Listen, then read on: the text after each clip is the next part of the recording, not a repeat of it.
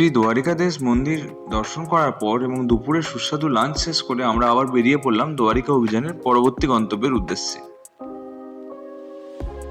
আমাদের ভাড়া করা স্কুটিতে চেপে আমরা রওনা দিলাম ভগবান শিবের অন্যতম পবিত্র জ্যোতির্লিঙ্গ নাগেশ্বর জ্যোতির্লিঙ্গ মন্দিরের দিকে। দ্বারিকা শহর থেকে কিছুটা দূরে অবস্থিত এই মন্দির হিন্দু ধর্মের 12টি জ্যোতির্লিঙ্গের মধ্যে অন্যতম বলে বিবেচিত করা হয়। পুরাণ অনুযায়ী একসময় দারুক নামে এক অসুরের অত্যাচারে ভক্তরা বিপর্যস্ত হয়ে পড়েছিলেন। তখন ভগবান শিব জ্যোতির রূপে আবির্ভূত হয়ে তাদের রক্ষা করেন। সেই স্মৃতিতেই প্রতিষ্ঠিত হয় নাগেশ্বর জ্যোতির্লিঙ্গ। মন্দির প্রাঙ্গণের প্রবেশের আগেই দূর থেকে দেখা যায় ভগবান শিবের বিশাল আকার মূর্তি, যা দর্শনার্থীদের বিশেষভাবে আকর্ষণ করে।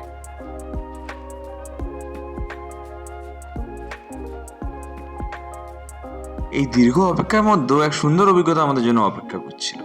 লাইনে দাঁড়িয়ে থাকা কয়েকজন গুজরাটি মহিলা ভক্ত তাদের ঐতিহ্যবাহী ট্রেডিশনাল গুজরাটি ভজন এবং লোকসঙ্গীত গাইতে শুরু করেন। তাদের গানের সাথে আমরাও তাল মেলালাম।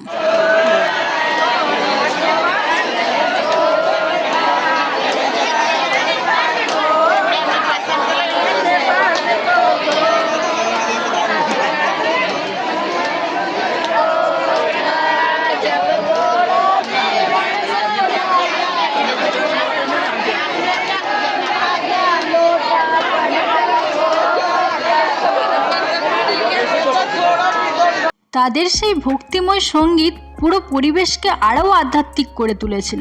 মনে হচ্ছিল যেন ভক্তিময় সংস্কৃতি এবং ধর্ম একসঙ্গে মিলেমিশে এক অপূর্ব পরিবেশ সৃষ্টি করেছে।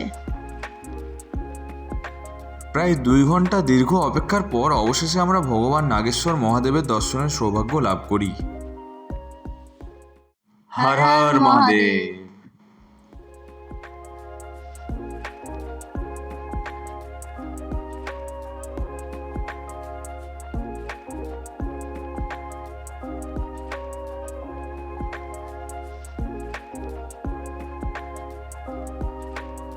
তবে আজকের দিনটি ছিল একটু অন্যরকম। আমাদের দর্শনের দিন সেখানে উপস্থিত ছিলেন বিশিষ্ট শিল্পপতি মুকেশ আম্বানি এবং আনন্দ আম্বানি।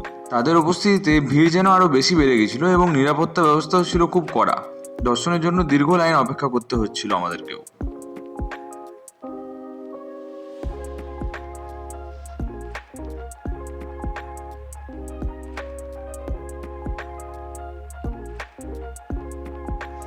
নাগেশ্বর জ্যোতির্লিঙ্গ দর্শনের পর আমরা রওনা দিলাম গোপীতালাপের দিকে।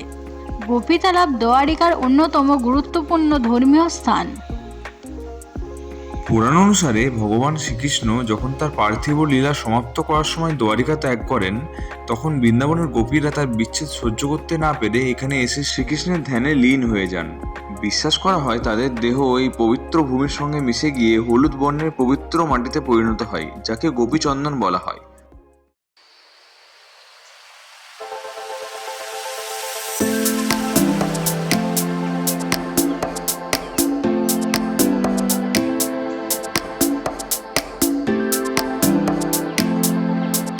এরপর আমরা পৌঁছে গেলাম শিবরাজপুর সি বিচে। গুজরাটের অন্যতম সুন্দর এবং পরিচ্ছন্ন সমুদ্র সৈকত হিসেবে পরিচিত এই সৈকত আন্তর্জাতিক ব্লু ফ্ল্যাগ স্বীকৃতি অর্জন করেছে। স্বচ্ছ নীল জল, সোনালী বালি এবং আরব সাগরের মনোমুগ্ধকর দৃশ্য এই স্থানটিকে পর্যটকদের কাছে অত্যন্ত জনপ্রিয় করে তুলেছে।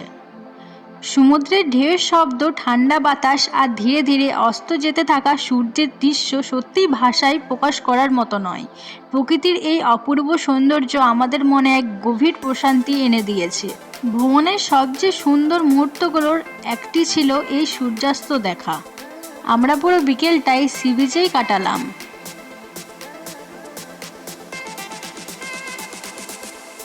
সারাদিনের এত ঘোরাঘুরি আর দর্শনের পর এবার সময় হলো রাতের খাবারের। ডিনারে আমরা অর্ডার করেছিলাম ভেজ মাঞ্চুরিয়ান রাইস এবং ভেজ মাঞ্চুরিয়ান গ্রেভি।